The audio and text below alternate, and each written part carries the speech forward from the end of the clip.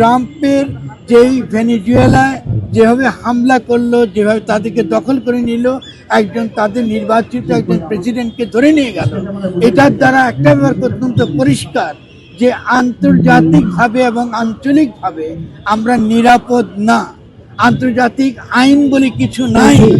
আমাদেরকে বেঁচে থাকতে হলে, শুধু বেঁচে থাকতে হলে আমাদেরকে একটা ঐক্যের জায়গায় থাকতে হবে।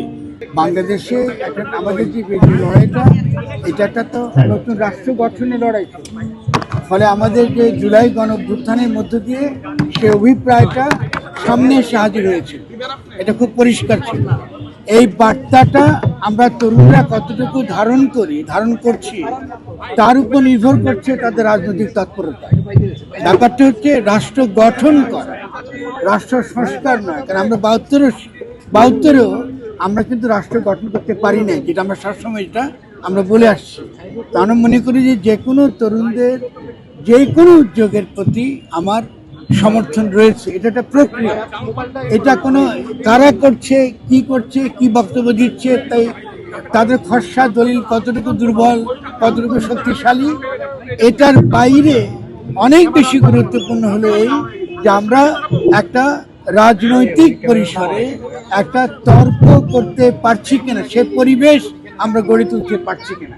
তো সেক্ষেত্রে আমার নিজের যে অবস্থান, এটা আপনার প্রত্যেকে কম বেশি জানেন।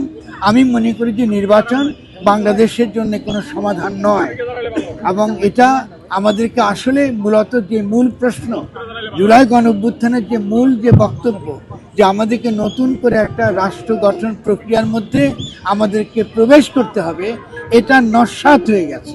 এটা 8 তারিখেই একটা সাংবিধানিক প্রতিবিপ্লবের মধ্য দিয়ে এটা কিন্তু নষ্ট হয়ে গেছে। এখন তরুণদের যে কোনো চেষ্টাই মূলত হবে যে এই দীর্ঘ যে আমরা যে একটা নতুন গণতান্ত্রিক রাষ্ট্র গঠন করবার যে স্বপ্ন সকলে মিলে দেখছি, এবং যার জন্যে আমরা এতগুলো জীবন আমরা বিসর্জন দিচ্ছি, এতগুলো তরুণ যারা এখনো পঙ্গু হয়ে আছে, বিভিন্ন এবং অনেকের জীবন বিভিন্নভাবে অনিশ্চয়তার মধ্যে পড়ে গেছে, যদি তাদের কথা আমরা মনে রাখি এবং যদি তাদের ত্যাগ আমরা মনে রাখি, তো আমার একটা মাত্রই মিনতি থাকবে, আমরা কিছু শব্দ একটু যেন পরিষ্কার করে বলি। প্রথম হলো গঠন। আমরা 72 সালেও রাষ্ট্র গঠন করতে পারি নাই, 5ই আগস্টেও রাষ্ট্র গঠন করতে পারি নাই। 8ই আগস্টের সাংবিধানিক প্রতিবিপ্লবের পরে আমরা যে পর্যায়ে পৌঁছেছি, এটা আপনারা বুঝতে পারছেন।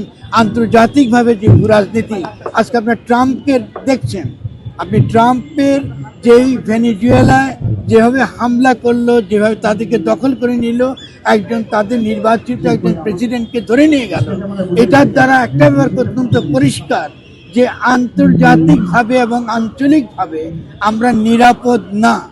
আন্তর্জাতিক আইন বলে কিছু নাই। আমাদেরকে বেঁচে থাকতে হলে, শুধু বেঁচে থাকতে হলে আমাদেরকে একটা ঐক্যের জায়গায় থাকতে হবে। আমি এই বক্তব্যটা শুধু রাজনৈতিক দল যারা করছেন, তরুণরা যারা করছেন তাদেরকে বলছি না, আমি আমাদের সৈনিকদেরকে বলছি। আগামী দিনে আমরা অনেক বড় বিপদের দিকে যাচ্ছি যদি আন্তর্জাতিক পরিস্থিতির দিকে তাকাই। আমরা বারবার কথায় কথায় আমরা ভারতীয় আধিপত্যবাদের বিরুদ্ধে বলি, অবশ্যই ভারতীয় আধিপত্যবাদ আছে, কিন্তু শব্দটা ভারতীয় আধিপত্য না, দিল্লির আধিপত্যবাদ আছে। ভারতীয় জনগণের মধ্যে গণতান্ত্রিক লড়াই আছে, যারা বিশ্বাস করে সাম্রাজ্যবাদ বিরোধিতায়, যারা বিশ্বাস করে মার্কিন যুক্তরাষ্ট্রের তাদের যে একতরফা সারি দুনিয়াতে পুলিশি করবার তাদের যে চেষ্টা, ফলে এর বিরুদ্ধে লড়াই চলছে। চোখের সামনে আপনারা দেখেছেন গাজাকে কি করে ধ্বংসস্তূপে পরিণত করা হয়েছে, এবং ইতিমধ্যে আপনারা দেখেছেন এই সরকার কি করছে।